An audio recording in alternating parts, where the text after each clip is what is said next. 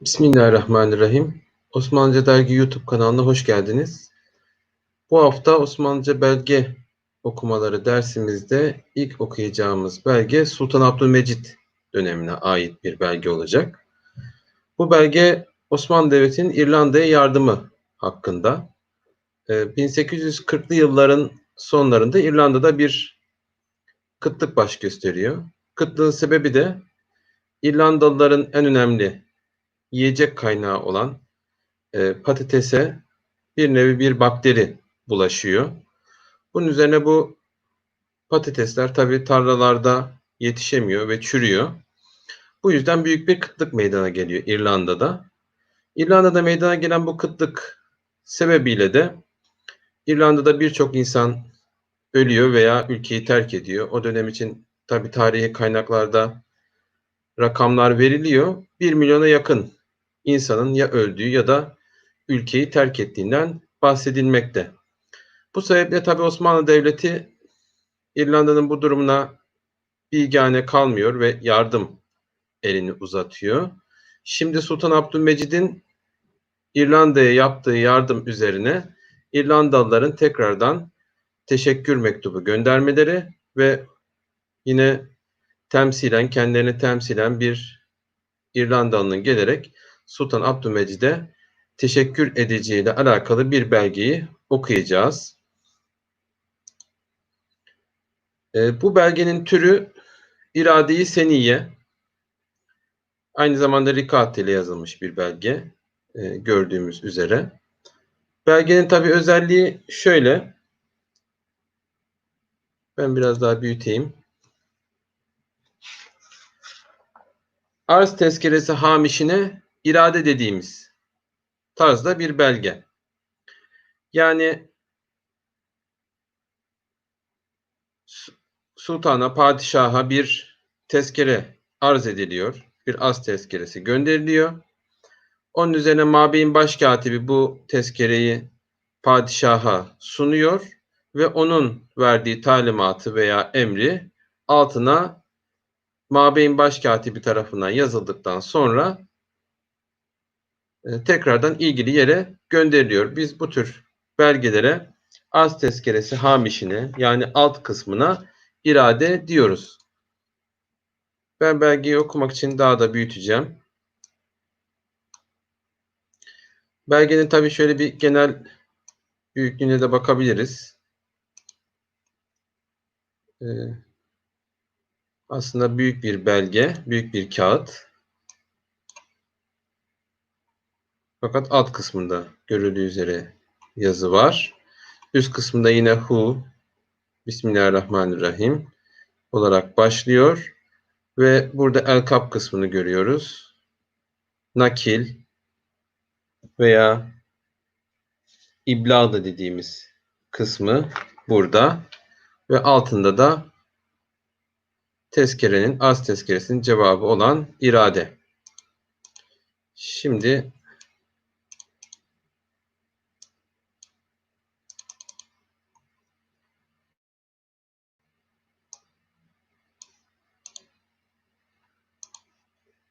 El-Kap kısmından başlayalım.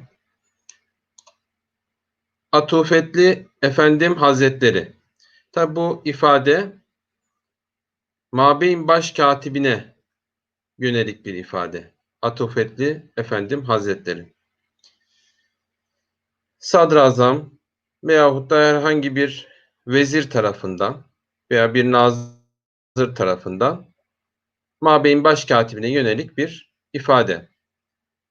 Ayın, tı, vav, fe, te, lam, vav, atufetli, elif, fe, nun, dal, mim, efendim, ha, dat, ra, te, lam, raye, hazretleri.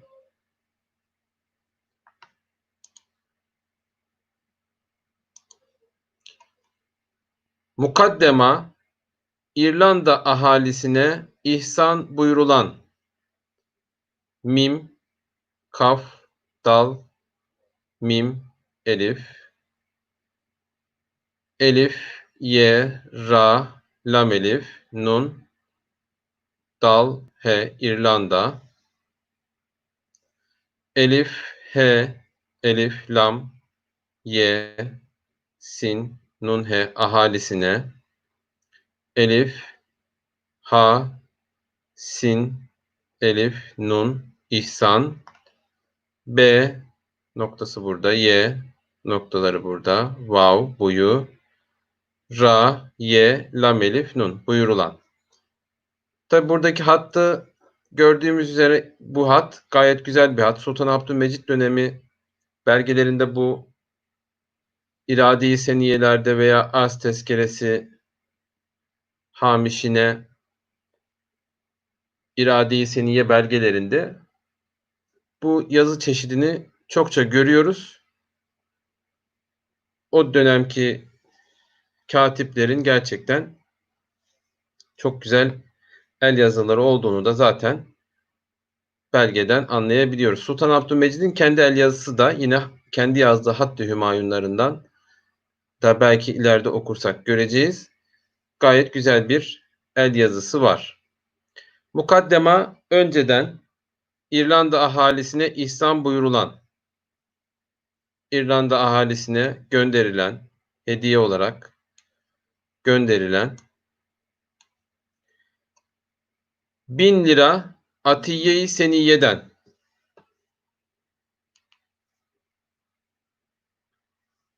B, Y, Kafi Nuni, L, Y, Ra, Elif, Ayın, T, Y, H, Hemze, Sin, Nun, Y, H, Dal, Nun, 1000 lira Atiye-i Seniye. Yani 1000 lira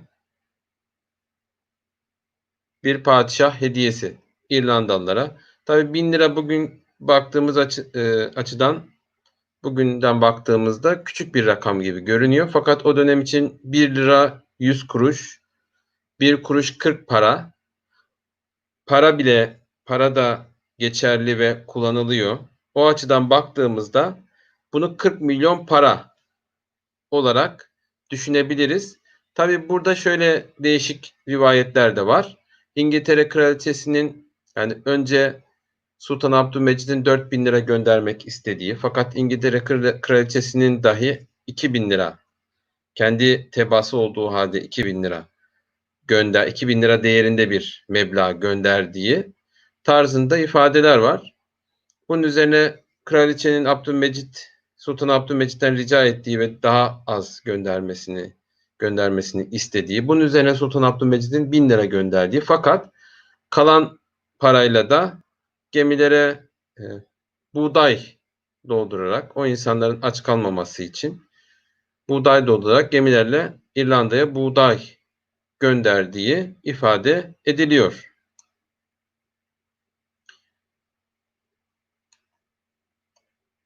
Dolayı teşekkürü mutazammın İrlanda rüyesası tarafından T, Vav, Lam Elif, Y, T, Şın, Kef, Ra, Y teşekkürü Mim, T, Dat, Mim, Nun mutazammın Elif, Y, Ra, Lam Elif, Nun, Dal, He İrlanda Ra, Vav, Hemze Sin, Elif, Sinye Resası T, Ra, Fe, Nun, Dal, Nun tarafından. Yani teşekkürü içeren İrlanda reisleri tarafından tanzim olunan bir kıta arzuhal. Yani onlar bir mektup gönderiyorlar. İrlandalılar, İrlanda'nın önde gelenleri Sultan Abdülmecid'e teşekkür mektubu gönderiyorlar.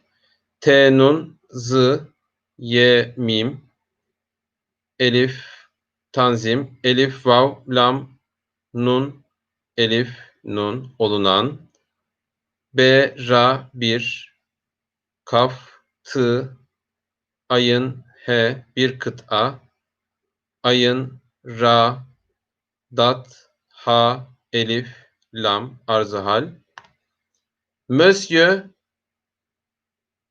Oberyan namında biriyle Dersaadet'e gönderilmiş.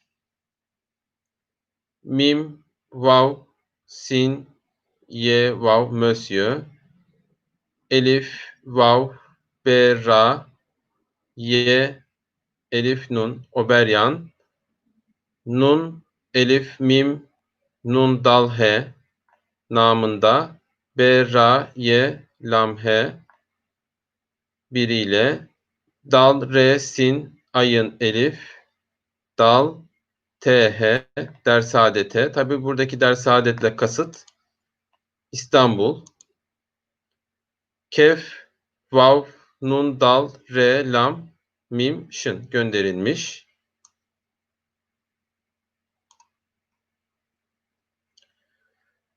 Olduğundan merkumun arzı hali meskuru elif, vav, lam, dal, ye, gayın, nun, dal, nun olduğundan mim, ra, kaf, vav, mim, kafi, nuni merkumun yani adı geçenin ayın, ra, dat, ha, elif, lam, arzı hal, li, mim, z, kef, vav, raye, meskuru, bahsedilen arzı hal, mektup. Min gayrı resmin, bizzat hakipayi aliye takdim eylemek. Mimnun, gayın, ye, ra, ra, sin, mim. Burada tenvini de görüyoruz. Yani resmi olmayan yoldan. Tabii şöyle bir husus var. İrlanda o dönem için İstanbul'da bir büyükelçisi yok tabii ki. İngiltere'ye bağlı olduğundan veya Büyük Britanya'ya bağlı olduğundan doğal olarak resmi olmayan yollarda yani bir büyükelçi vasıtasıyla değil, kendileri hususi olarak Osmanlı padişahına teşekkür etmek istiyorlar. B, elif, lam, z, elif, t bizzat, h, elif, kef, p, elif, y, hakipayi, ayın, elif, lam, ye, y, h, hakipayi aliye, t, kaf, dal, ye, mim, takdim, elif, ye, lam, mim, kef, yani padişaha takdim sunmak istiyorlar. Şerefine nail olması Monsieur Fanin tarafından iltimas olunmuş.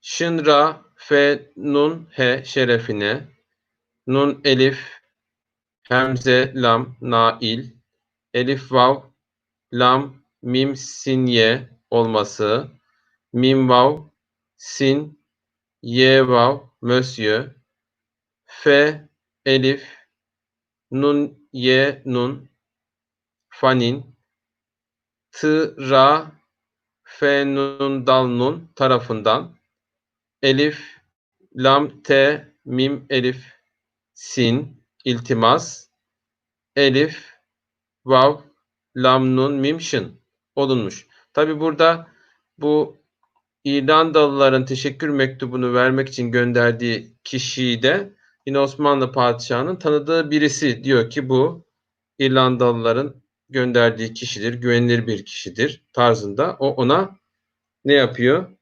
İltimas dediğimiz yani bu kişiyi arka çıkma demek tabii iltimas. Yani bu kişi güvenilir bir kişidir. Evet İrlandalılar tarafından gönderilmiştir. Onun referansıyla padişahın huzuruna çıkmak istiyor. Olduğundan bu suret karini müsaade-i aliye-i elif, vav, lam, dal, ye, gayın, nun, dal, nun olduğundan b, vav, bu, sat, vav, rt, suret, kaf, ra, ye, nun, mim, sin, elif, ayın, dal, he, hemze, ayın, elif, lam, ye, he, hemze. Tabii şu padişahtan izin istedikleri zaman şu ifade hep kalıplaşmış. Karini, müsaadeyi, aliye-i, Hazreti Padişahi. Yani padişahımızın izni, müsaadesi buyurulur ise, izin verirse, ha, dat, ra, te, hazreti, p, elif, dal, şın, elif, he, ye, padişahi, b, ye, vav, re, ye, lam, vav, re buyurulur, elif, ye, sin, ye'nin noktası burada ve he buyurulur ise, padişah izin verirse, merkumun sefaret tercümanlarından biriyle beraber, mim, ra, kaf, vav, mim, kafinoni, merkumun, az önce de geçti bu ifade, adı geçenin, bahsedilen kişinin,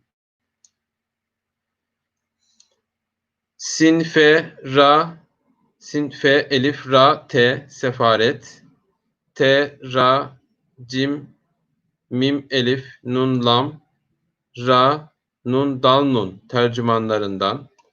Tabi İngilizce, Türkçe bilen birisi gelecek, tercüme edecek. B, ra, ye, lam, he biriyle B, ra, elif, B, ra beraber. Burada tabi değişik bir yazım görüyoruz. Bugün bu kelimeyi biz farklı okuyoruz ama tabi bu şekilde yazılıyordu. Kangı diye yazılıyor ama biz hangi diye okuyoruz. Hangi gün ve ne vakit? Mabeyni Hümayun. Kaf, nun, gayın, ye. Hangi? Kangı. Kef, vav, nun, gün. Vav, nun, vav. Kafte, ne vakit? Mim, elif, b, ye, nun, mabeyni. He, mim, elif, ye, vav, nun, mabeyni Hümayun. Mabeyni Hümayun padişahın yanına girmeden önce padişahın yanına gidip görüşebileceği yer, dışarıdan gelen elçilerin, devlet görevlilerinin oraya gelmesi. Yani eğer ki padişah izin veriyorsa hangi gün Mabeyni Hümayun'a gelsin diye soruluyor. Mabeyni Hümayun başkatibine bu soru soruluyor. O da tabii padişaha arz edecek ve padişahın cevabını bildirecek. Cenabı mülükane canibi eşrefine azimet eylemesi. Cim, nun, elif, b, cenabı, mim, lam, vav, kef, elif, nun, he, mülükane. Cim, elif, nun, be, canibi, elif, şın, ra, fe, nun, he, eşrefine, ayın, z, ye, mim, te, azimet, elif, ye, lam, mim, sin, ye, eylemesi.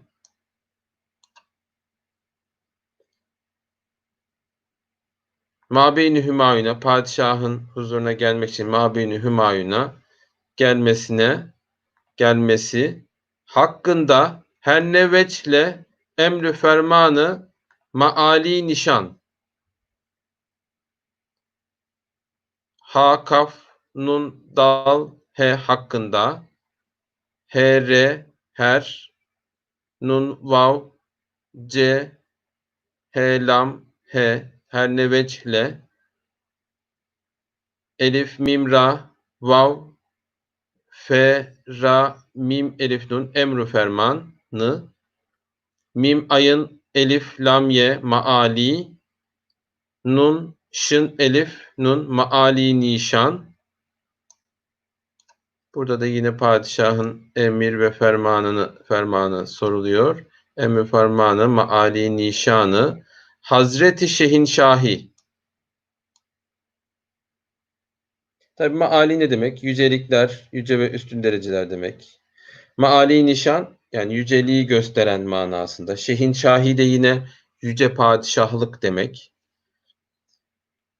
Hazreti Şehinşahi ha, dat, ra, te, şın, he, nun, şın, elif, h'ye müteallik ve şeref sudur buyurulur ise bu konu hakkında ne emir buyurur, ne emir ortaya çıkar ise mim, te, ayın, lam, kaf, vav, şın, ra, fe, sat, dal, vav, ra şeref sudur.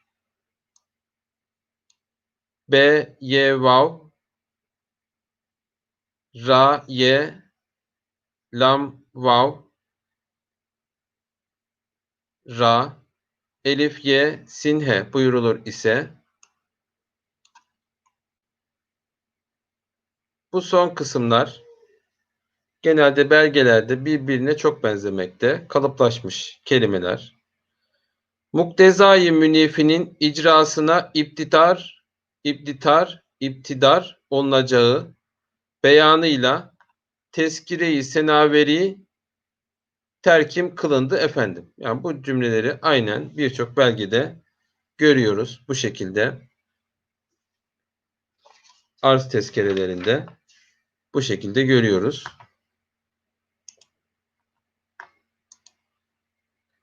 Mim, kaf, te, dat, elif, ye, muktezayı, mim, nun, ye, fe, nun, kafinini, münifinin, elif, c, ra, elif, sin, nun, he icrasına, elif, b, t, dal, elif, ra, iptidar,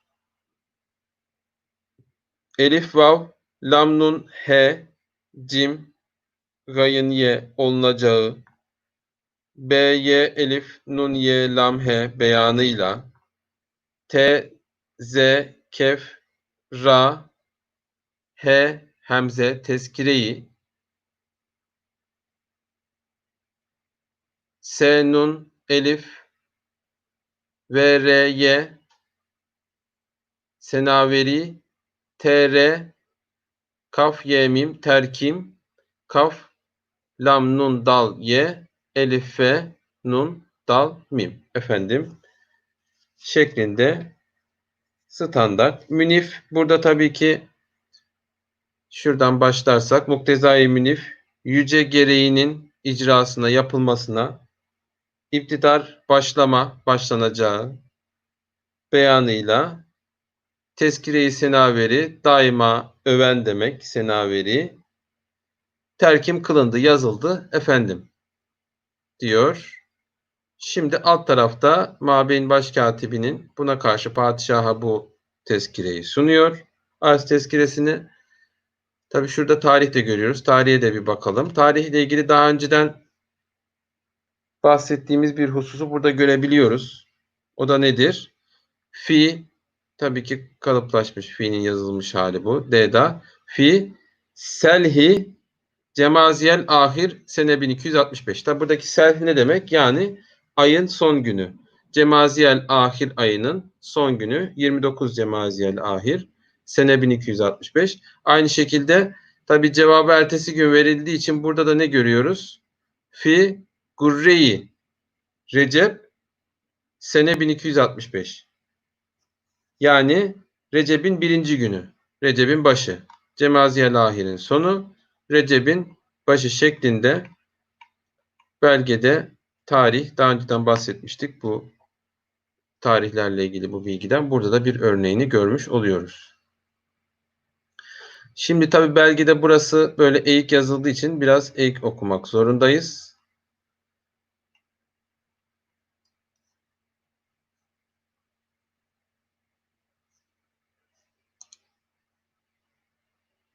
Şuradan ben başlayayım. Bu kısım zaten genellikle büyük itibariyle, cümlelerin büyük itibariyle standart.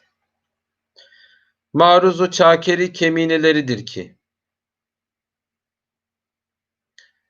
Burada bu ifade tabii ki bu bir sadrazama veya bir vezire, bir nazıra dönük başkatibin El kap kısmı. Yazdığı el kap kısmı. Mim, ayın, ra, vavdat, ç, elif, k, r, kef, mim, ye, nun, h, lam, re, ye, dal, re, kef, he. Bu tabi standart. Tabii ben şuradan belgeyi çevirmeye çalışacağım ama evet biraz belgeyi çevirince biraz daha belki şey olabilir ama yine de tabii öncekine göre daha düzgün olabilir. Bu şekilde okumak. Şöyle devam edelim. Maruzu çakeri kemineleridir ki enmile pirayı tazim olan elif, nun, mim, lam, he, pe, ye, ra, elif, ye, pirayı, te, ayın, z, ye, mim, tazim, elif, vav, lam, elif, nun olan. Yani enmile ne demek? Parmak ucu, pirada süslemek demek. Yani parmak ucunu tazimde hürmet, parmak ucunu süsleyen, parmak ucumu süsleyen bu iş bu tezkireyi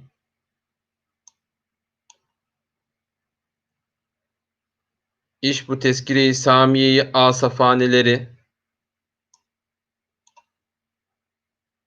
elif, şın, be, vav, tz, kef, ra, he, hemze, sin, elif, mim, ye, he, hemze, elif, sat, fe, elif, nun, he, lam, re, ye. Bu yüce, büyük, işte yüce, Sami yüce demek. Tezkire-i asafaneleri. Bu kısmı tabi standart. Manzuru Ali Hazreti Padişah'a buyurulmuş. Yani padişah bu tezkireyi gördü. Mimnun, zıt, zı, vavra, manzuru, ayın, elif, lam, ye, hemze, ali'i, hadat, rate, hazreti, p, elif, dal, şın, elif, h'ye, padişahi, b, ye, vav, ra, lam, mim, şın buyurulmuş. Ve ber minvali muharrer merkumun ber minvali muharrer yazılmış, yazılı olduğu üzere demek. Yani tezkerede yazılı olduğu üzere. Vav, br, mim, nun, vav, elif, lam, mim, ha, ra, muharrer, ber minvali muharrer yazılı olduğu üzere. Mim, ra, kaf, vav, mim, kafinoni merkumun adı geçenin, bahsedilenin. Adı geçenden tabi bahis İrlandalıların elçi olarak kendilerini temsilen gönderdikleri kişinin sefaret tercümanlarından biriyle beraber sin, fe, elif, ra, te, sefaret, te, ra, cim, mim, elif, nun, lam, re, nun, dal, nun, be, ra, ye, lam, he. Elçilik tercümanlarından muhtemelen İngiltere Büyükelçiliğindeki tercümanlardan biriyle beraber Türkçe, İngilizce tercüme edecek birisiyle beraber B, Ra, Elif, B, Ra. İş bu cumartesi günü Mabeyni Hümayun Elif, Şın, B, Vav, Cim, Mim, Ayın, He, Elif, Ye, Ra, Te, Sin, Ye, cumartesi, Kef, Vav, Nun, Ye, günü, Mim, Elif, B, Ye, Nun, Mabeyni, He, Mim, Elif, Ye, Vav, Nun, Mabeyni Hümayun, Mabeyni Hümayun'u Cenab-ı Mülükane Canibi Eşrefine izam olunması. Cim, Nun, Elif, B, Cenabı, Mim, Lam, Vav, Kef, Elif, Nun, He, Mülükane, cim, elif, nun, be, canibi, elif, şın, ra, fe, nun, he, eşrefine, elif, ayın, z, elif, mim, izam, elif, vav, lam, nun, mim, sinye olunması,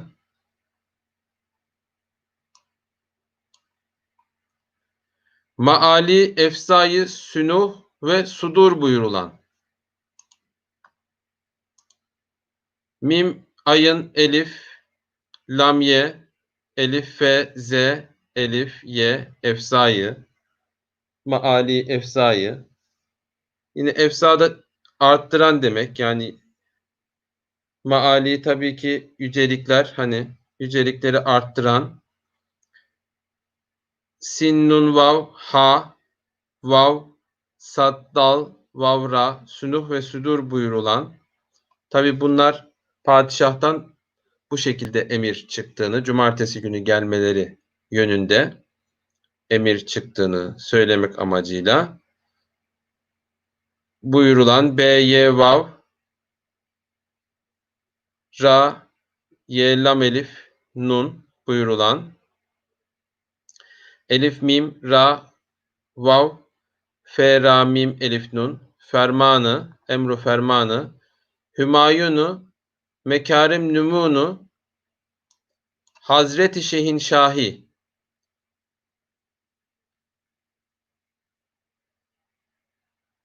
he, mim, elif, ye, vav, nun, hümayun, mim, kef, elif, re, mim, nun, mim, vav, nun, mekarim nümunu, hadat, rate, hazreti, Şehinşahi, şe, he, nun, şe, elif, he, ye, muktezai münifinden bulunmuş olduğu, mim, kaf, te, dat, elif, ye, mim, nun, ye, fe, nun, dal, nun, be, vav, lam, nun, mim, şın, elif, vav, lam, dal, ye, gayın, ye olduğu padişah bu şekilde uygun gördü diyor.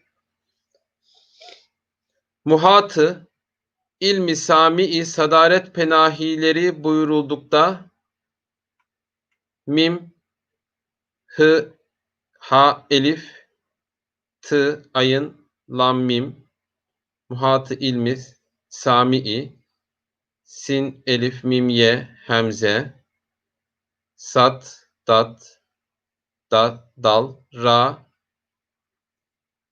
ra, elif, ra,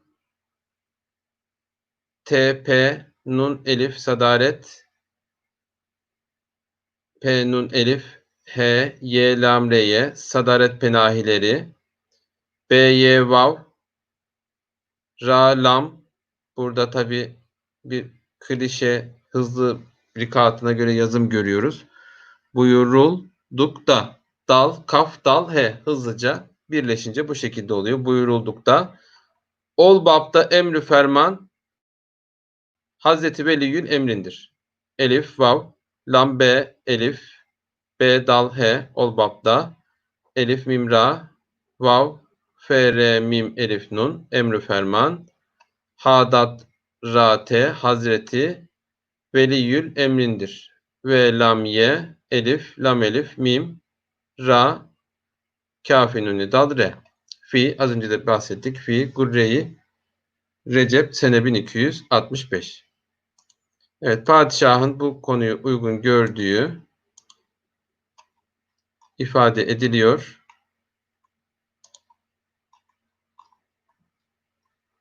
Bu şekilde Sultan Abdülmecid'in cumartesi günü İrlanda'dan gelen kişiyi kabul edeceği ifade ediliyor. Tabi Sultan Abdülmecid, Abdülhamit Han'ın, Sultan II. Abdülhamid'in babası. Sultan II. Mahmud'dan sonra tahta çıkıyor. 1839 senesinde ve 1860 senesine kadar tahta kalıyor. Daha önceden Sultan Abdülmecid ile ilgili başka belgeler de okumuştuk. son 4 padişahın da babası. Aynı zamanda Sultan Abdülmecit.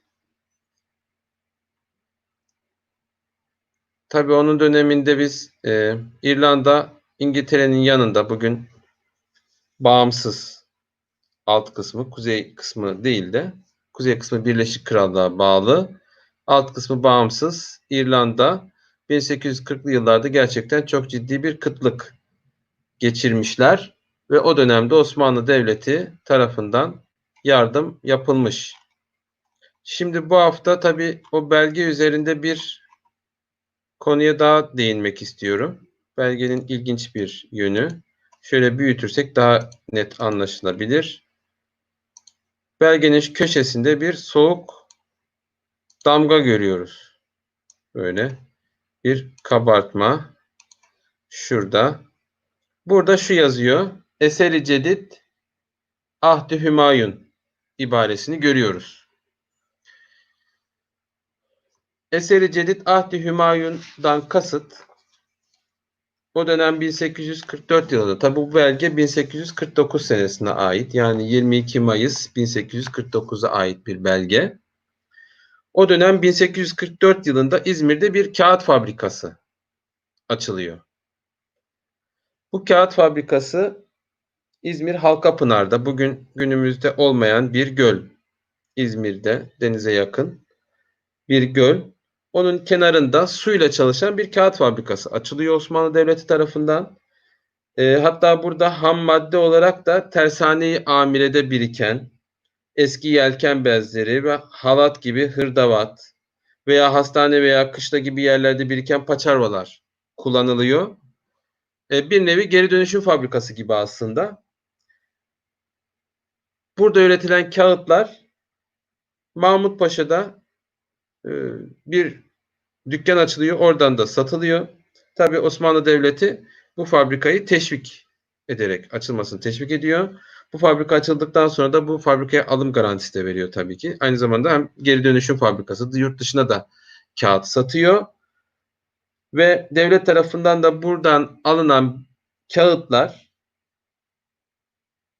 bu şekilde devlet işlerinde kullanılmak üzere, resmi işlerde kullanılmak üzere köşesine böyle bir soğuk damga vurularak Maliye Hazinesi'ne veriliyor. Oradan da bugünkü Devlet Malzeme Ofisi tarzında kamu kurumlarına dağıtılıyor. Burada gördüğünüz gibi bir arz tezkeresinde de kullanıldığını görüyoruz. Şu soğuk damgada İzmir'deki fabrikada üretilerek Osmanlı kamu kurumlarında kullanılan belge olduğunu biz burada şu mühürden de anlamış oluyoruz. Orada üretildiğini, Eseri Cedid Ahd-i Hümayun yazıyor. Biraz tabi silik üst kısmı, fakat şuradan az çok belli oluyor. Elif, S, R, C, dal, Y ve dal şuradan belli oluyor. Y'nin noktaları şurada.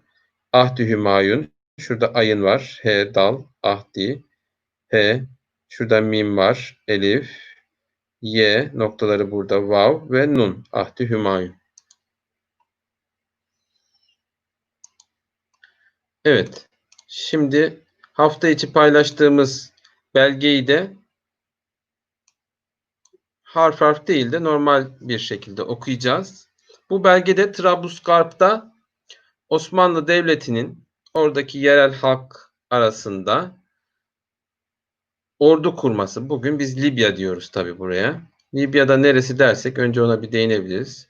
Tabi bu şimdiki okuyacağımız belge Sultan II. Abdülhamit dönemine ait bir belge. Şimdi Sultan II. Abdülhamit İtalyanların Trablusgarp yani Libya üzerinde bir emellerinin olduğunu fark ediyor. Fark ettiği için de Libya'yı İtalyanlara kaptırmamak için oradaki hem Osmanlı kuvvetlerini arttırıyor, hem oraya yeni kışlalar inşa ettiriyor, hem de oradaki yerel halkı silahlandırarak, eğiterek orada yerel, yani bugün Hamidiye alayları da dediğimiz bir kısım birlikler kurma çabasına girişiyor ve bu manada da ciddi çalışmalar da yapılıyor. Libya'ya bakacak olursak, tabi burada o zamanki yerel halktan yapılmış kuvvetleri görüyoruz burada. Askeri birlikler, Libyalılardan oluşan. O günkü ifadesi Trablusgarp. Tabi Libya büyük kısmı çöl olan fakat çok büyük bir toprağa sahip olan bir ülke. Ülke nüfusunun büyük kısmı sahilde yaşıyor ve Trablus civarında yaşıyor. Türkiye'ye çok yakın olduğunu da buradan da görebiliyoruz zaten sınırının. Az önce bahsettiğimiz o kağıt fabrikası da burada kurulmuştu. Bu arada bu resimleri de göstermeyi unuttum. İzmir'de bugün olmayan bir göl. Altta da o kağıt fabrikasının da kullanılan kağıt üreten makinenin bir çizilmiş halini görüyoruz. Bu da bu nehrin kenarında suyla, bu gölün kenarında suyla çalışan bir kağıt fabrikası. Tekrar Libya'ya dönecek olursak Sultan II. Abdülhamit İtalya'ya karşı Libya'da böyle yerel birlikler kurmak istiyor. Tabi Sultan II. Abdülhamit tahttan indirildikten sonra bu kurulan birlikler dağıtılıyor veya oraya yerleştirilen Osmanlı askerleri farklı noktalara kaydırılınca tabi İtalyanlara gün doğuyor ve İtalyanlar Libya'ya saldırıyorlar. Yine de şu deniliyor, aslında yine de Osmanlı Devleti İtalyanlara karşı Libya'yı vermezdi. Fakat o sırada çıkan Balkan Savaşları Osmanlı'nın elini zayıflattı ve Osmanlı Libya'yı İtalya'ya terk etmek zorunda kaldı. Ama tabii Balkan Savaşları'nın ortaya çıkması da yine Sultan II. Abdülhamit kendi döneminde Balkan ülkeleri arasında bir ittifak kurulmaması için birçok faaliyetlerde bulunuyor. Fakat ondan sonra gelen İttihat Terakki döneminde Balkan devletleri birbirleriyle barıştırılıyor. Yani tabiri caizse. E, Bunun üzerine tabii ki Balkan devletleri aralarındaki sorunları çözünce doğal olarak Osmanlı'dan ayrılmanın yollarını ve Osmanlı'ya saldırmanın yollarını arıyorlar ve Balkan Savaşları başlıyor. Sultan II. Abdülhamid'in güttüğü siyaset hem Balkan ülkelerini Osmanlı'nın elinde tutuyordu hem de Libya'yı. Fakat onun ardından birkaç sene içinde tahttan indirilmesinin ardından birkaç sene içinde hem Libya elimizden çıktı hem Balkan ülkeleri elimizden çıktı. Şimdi Sultan II. Abdülhamid'in Trablusgarp'ta yani Libya'da nasıl bir faaliyet içinde olduğunu bizzat onun başkatibinin tarafından yazılan yine bir irade-i seniye, Yıldız Sarayı'ndan çıkmış bir irade-i seniye de göreceğiz. Bunu hızlıca okuyacağım ve bu haftaki dersimizi de bitireceğiz.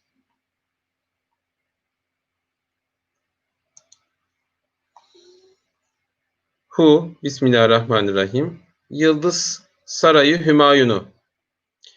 Tabi bu standart. Yıldız Sarayı'nda Sultan II. Abdülhamit oradaki belgelerin üstünde bu kısım standart. Mabeyin Başkatipliğinden çıkan belgelerde Lam gördüğünüz gibi burada şöyle bakarsak Dal ve Z'yi görüyoruz. Tabi burası biraz rikatına göre daha şey olduğu için harfleri söyleyebilirim. Sin, Ra, burada Elif var, Y, Hümayun zaten standart Hümayun'u. Baş Kitabet Dairesi.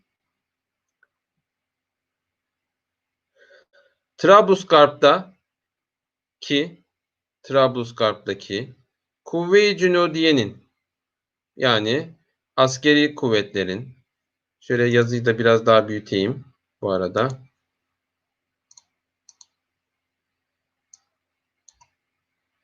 Şurayı daha yakından göstereyim.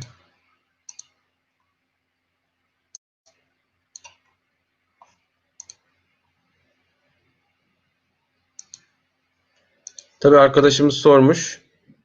İrlanda'daki futbol takımının armasına ay yıldız sembolleri bu hadiseden sonra mı veriliyor? Olabilir. Sultan II. Abdülhamit döneminde de İrlanda ile Abdülhamit Han'ın ilişkileri olduğuna dair bilgiler var.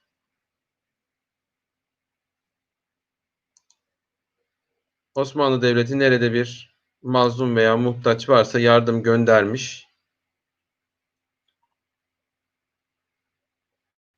Yıldız Sarayı Hümayun'un Baş Kitabet Dairesi. Trablus, Garp'taki Kuvve-i Cünudiye'nin yani askeri kuvvetlerin tezyidiyle arttırılmasıyla orasının tahtı emniyette bulundurulması için. Gördüğümüz gibi amaç orayı emniyet altına bulundurmak. Orasının tahtı emniyette bulundurulması için ittihazı lazım gelen tedabir cümlesinden alınması gereken tedbirlerden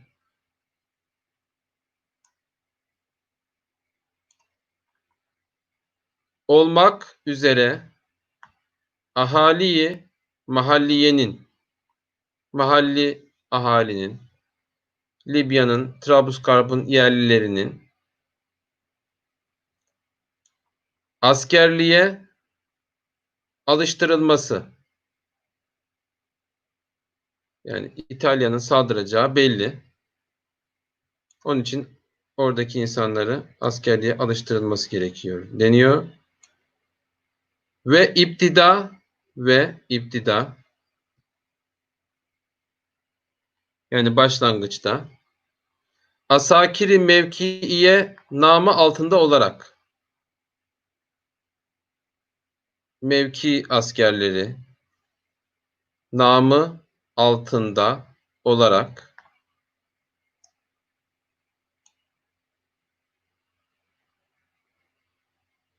kol oğullarından, tabi burada kol oğulları bir başka bir yerde kol ağası da olabilir ama kol oğulları gibi buradan anlaşılıyor.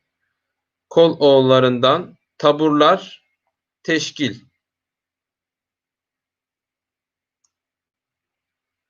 Taburlar oluşturulacak deniliyor. Ve tanzim. Ve sonra iş bu teşkilat. Tabii önce taburlar oluşturulacak. Yerel halktan askerliğe eğitimler verilecek. İş bu teşkilat tedricen yani yavaş yavaş ve ahaliyi tevhiş etmeyecek. Yani ahaliyi, yerel halkı da tabii ürkütmeyecek. Hani ne oluyor, bir savaşa mı giriyoruz? Sultan II. Abdülhamit bunun olmasını da istemiyor. Halkın ürkmesini de istemiyor. Yavaş yavaş daha sakince alıştırarak tevhiş etmeyecek surette sairlerine dahi tamim olunmak üzere, yani tamim bildirilmek, duyurulmak üzere ahaliyi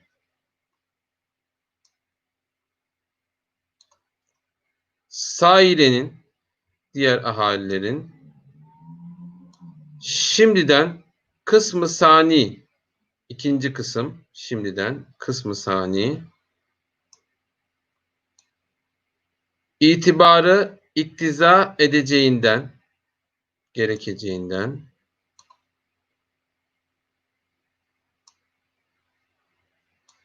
bu maksadı mahallerince müşkülatı dahi olmayacak yolda.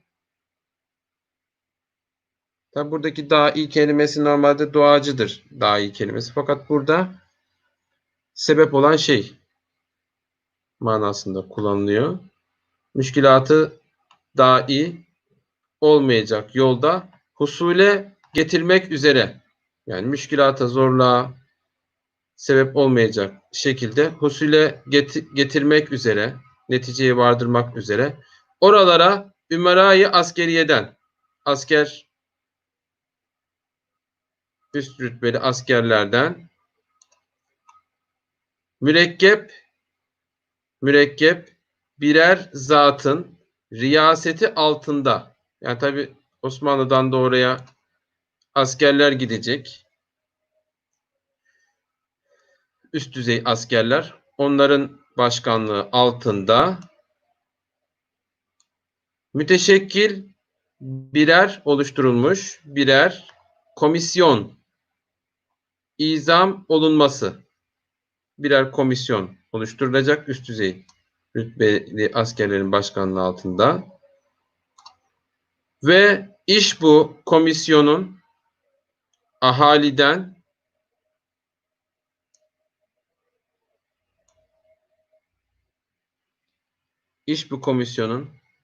ahaliden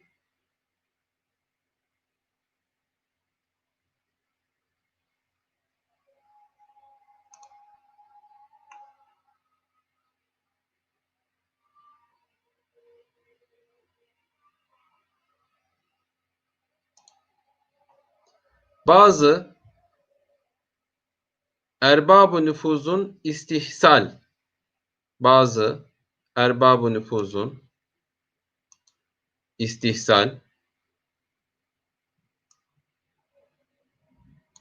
İstihsali muaveneti zımnında da bazı nüfuzlu kişilerin de yardımları için Trablus ve Bingazi muteberanından, tabi oranın da yine itibar sahibi ileri gelen kişilerinden Trablus ve Bingazi muteberanından birkaç zatın evvelce daha önceden buraya getirilmesi ile bazı bazı telkinlerde bulunuluyor. Tabi hem oradaki kişiler buraya getiriliyor. Yani buradaki amaç anlatılıyor. Niçin kuruldu bu? Sultan II. Abdülhamit oranın ileri gelenlerini de İstanbul'a getirerek hem amacını, derdini hem onların bağlılığını daha da kuvvetlendirmek istiyor. Bazı telkinat icrasından ve münasip surette eltaf ve inayat-ı seniyye-i Hazreti Şehriyari ye mazhar. Tabi burada Sultan II. Abdülhamid'in lütuflarına ve inayetlerine, yardımlarına ve bir kısım tabi hediyeleri, onlara bir kısım yardımlarda da bulunuyor, bir kısım lütuflarda da bulunuyor. İnayat-ı Seniyye-i Hazreti Şehriyari'ye mazhar buyurulduktan sonra komisyon azalığına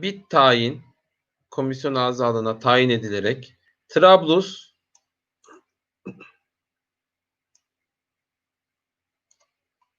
ve Bingazi'ye gönderilmeleri ve teferruatı hakkında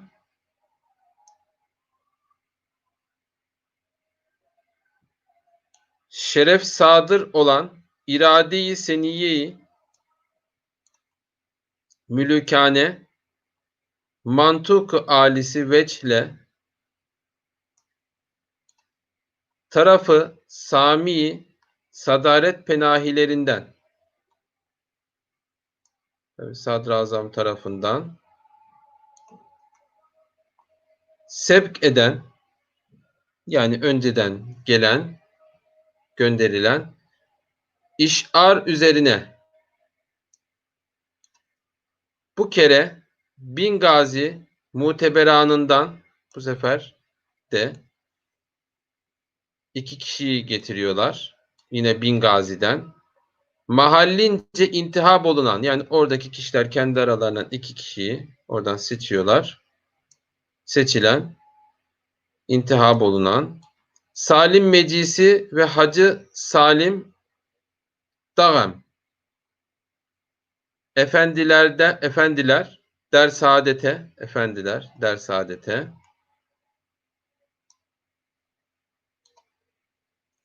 vürud ettikleri, geldikleri, vardıkları ve Trablusgarp'tan istenilen muteberanın dahi vürutları umuru tabiiyeden bulunduğu beyanıyla bunların hakkında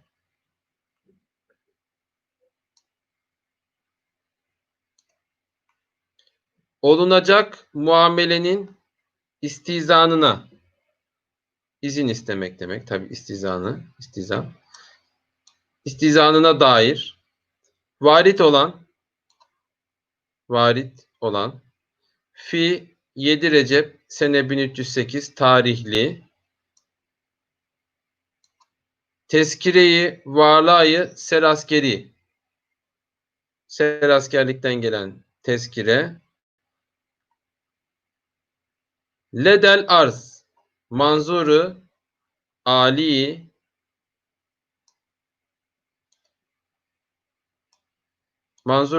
olarak gerek muma ileyh daha önceden bahsetmiştik, adı geçen manasında muma ileyhimanın, gerek Trablusgarp'tan gelecek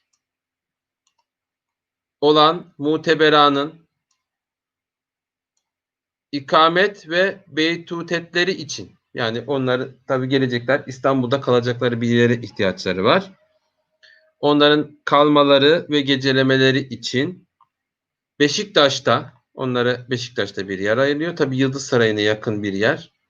Sultan II. Abdülhamit onlarla görüşecek muhtemelen. Seri'an, acele olarak münasip bir hane, isticar ve tefriş bir tutun diyor. Kiralayın, içini döşeyin, isticar ve tefriş. Ve şanı, mekarim, nişanı, aliye layık suretle, yani Sultan II. Abdülhamid'in hani misafirlerine gösterilecek hürmete uygun bir şekilde bir cümle levazımı beytiye tehyiye ettirilerek, yani ev için gereken ihtiyaçlar hazırlanarak, tehyiye ettirilerek, hazırlanarak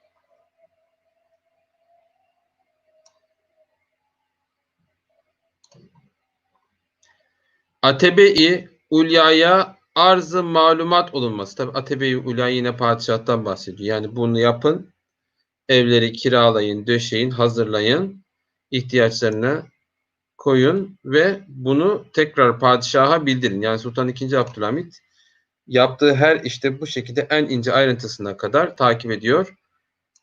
Muktezayı emrü fermanı Hümayunu Hazreti Padişahi'den, tabi süremizi biraz açtık ama şu son cümleyi de bitirip dersimizi bitireceğim. Hazreti Padişahi'den bulunmasına ve muma ileyhima adı geçenler Salim Meclisi ve Hacı Salim Dağım efendiler şimdilik Şazeli dergahı şerifine, orada tabi Sultan II. Abdülhamid'in kendi bağlı olduğu dergah, Şazeli dergahı, orada diyor şimdilik bu işler hazırlanana kadar Şazeli dergahı şerifine misafir edilmiş olmakla ol babda emri ferman Hazreti Veliyül Emrindir diyor. Fi 7 Recep sene 1308 ve 4 Şubat sene 1306, yani ne zamana geliyor? 16 Şubat 1891. Serkatibi Hazreti Şehriyari, ben de Süreyya. Tabi o zaman daha Tahsin Paşa Sultan II. Abdülhamid'in başkatibi değil. O zaman Süreyya isimli başkatibi var. Ondan sonra Tahsin Paşa ondan sonra gelen başkatiplerinden.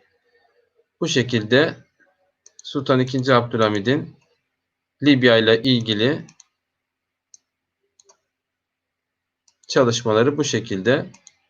Tabi Abdülhamit Han'ın Osmanlı Devleti'nin birçok yeriyle ilgili başka devletlerin Osmanlı Devleti'ni parçalamak amaçlı girişimlerini önceden fark edip bunlarla ilgili birçok hazırlık yaptığını, birçok faaliyetlerde bulunduğunu görüyoruz. Bu da onlardan bir tanesi. Yani Libya'ya hem Osmanlı askeri daha fazla konuşlandırıyor, hem de yerel halktan kişileri eğiterek onların muhtemel bir İtalyan saldırısı durumunda kendilerini korumalarını sağlamak istiyor. Ama onun tahttan indirilmesinden sonra tabii bu tedbirlerin büyük bir kısmı ne yazık ki iptal ediliyor, vazgeçiliyor. Askerler kaydırılıyor farklı yönlere ve Libya elimizden ne yazık ki o dönem için çıkıyor. Belgelerden de bunu çok rahat bir şekilde görebiliyoruz.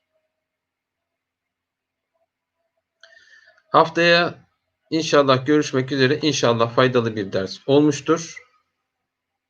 Hayırlı akşamlar, selamlar.